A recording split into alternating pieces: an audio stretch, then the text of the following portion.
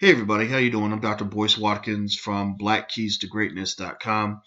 I want to talk about failing versus failure and what failing really means. One of the things I've observed is that a lot of times, many of us were somehow trained on some level to use our success or our failure as some sort of avenue for interpretation of whether or not we're qualified to reach the goal that we set for ourselves. I think a lot of it's because when people think about setting big goals or accomplishing their dream, they see it almost like a la la land, like a fantasy land, where everything's just going to happen magically and wonderfully and quickly and easily and efficiently because you're just so talented and it's God's destiny that you're going to achieve your goal. And I think that kind of thinking, while it's certainly optimistic, can be incredibly problematic if you get into the goal and you find yourself kind of falling short initially when things just don't work out. And I go through this a lot. I work with a lot of young people a lot of times, in their 20s who have goals to go conquer the world. And then when they get out into the world and they get their butts kicked a little bit, they don't really quite know how to take that. It becomes emotionally overwhelming, and a lot of people give up, or they'll find something easier to do, or they'll just kind of walk away. And sometimes that's a lot of wasted energy, a lot of wasted opportunity, a lot of wasted experience. Excuse me. And the reason that I think it's wasted is because a lot of people don't know the difference between failing and a learning experience. You see, because the best way to learn anything is to fail, is to get your butt kicked. Because every time you fail, every time things don't go right, every time you experience disappointment, that leaves a heavy emotional psychological impact on your mind. You don't forget that. Success, you can kind of forget that sometimes, but failure you don't forget because it affects you, right? It affects you intellectually, it affects you emotionally, and otherwise.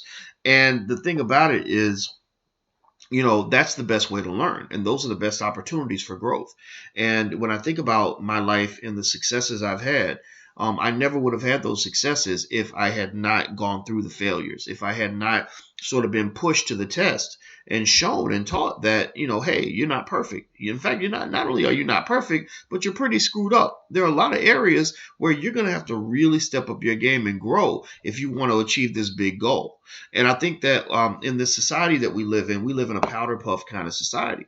When they have these stupid programs where they don't want to give kids first place trophies and all these other things. They give everybody a trophy, no matter how bad you are, no matter how much you suck at what you're doing. That is the biggest setup for disappointment I've ever seen in my life.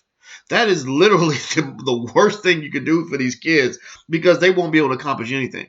They're going to get out into the world. They're going to say, oh, I want to be president, or I want to go and make $1 billion. And they're going to try, and it's not going to work. They're going to go cry to mommy, then they're going to quit. So ultimately, I think that what we have to do is stop taking setbacks or disappointments so personally. A lot of times what happens is when you try to do something and it doesn't work out, you internalize it. You instead of seeing this as an area where you need to improve, you see it as an indication that you're not adequate, that you're not good enough to get the thing that you're trying to get. And the thing is, that might be true at that moment, but you're dynamic, you're growing. It's like if a little kid, is in the fifth grade, he tries to dunk a basketball. He shouldn't assume that, oh, well, I guess I'm just too short to dunk. I'll never be tall enough to dunk.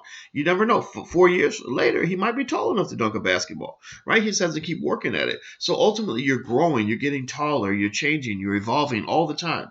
You're always evolving. So rather than interpreting a disappointment as some indicator that you're just not worthy of whatever it is you seek to accomplish, instead try to flip that and say, I am a worthy person, but I'm just not ready. Eventually I'm supposed to be at this level, but right now I'm here. It's almost like training. If you're an athlete and you train and you run and your time is slow, you don't assume, well, I guess I'm just a slow person. You say, no, I'm just not in shape yet. Once I get in shape, I'm going to be fast enough to meet the time that I'm trying to reach, right? So ultimately, life is kind of the same way. Never misinterpret a learning experience for what failure actually is. Here's what failure is. Failure is when you give up. Failure is when you either give up or you just don't try. If you don't try, I mean, you guarantee that you're never going to get anything. I mean, if you just ever want to really guarantee failure for yourself for the rest of your life, then don't try. Because a lot of people think that by not trying, they're avoiding failure, when actually by not trying, you're guaranteeing failure. You're guaranteeing you'll never get what you want. So if you want to fail, then give up, because then you're throwing away all your learning experiences, and you're starting over with something else new, and then you're gonna fail it. You're gonna fall back on that too, and then you're gonna think you're a failure over there as well. So either you're throwing away all your learning experiences, or you're never getting the chance to grow. So either way, I think you're losing out when you don't try. So just go out there, set a big goal for yourself. Try.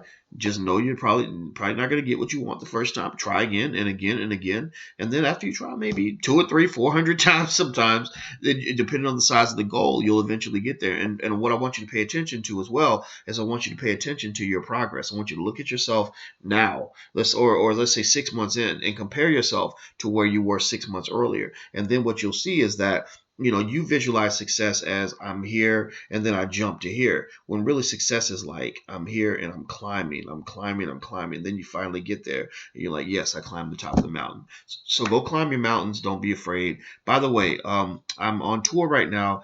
The drboycewatkins tour.com is where you can find out what cities that we're going to. We're talking a lot about Black economic empowerment, Black financial literacy, things like that. So go to the drboycewatkins tour.com, and you can find out what cities we're going to. We're going all over the country, and we're basically motivating the Black community to embrace Black economic empowerment and all the things that matter for us as a people, and what's going to make us strong in the 21st and 22nd centuries. Because it's not all about right now. It's not about me and mine and here and now. It's really about the future. So what I want you to do is I want you to really focus on the future and focus on future generations when you're thinking about how you want to proceed and how you want to build wealth, and how we want to develop who we are as a people. It's not going to change overnight, but I do believe that if we work together and we work over a long period of time, we can solve some of the biggest problems in our community. So anyway, take care. The drboycewatkins tour.com. Talk to you guys soon. Bye bye.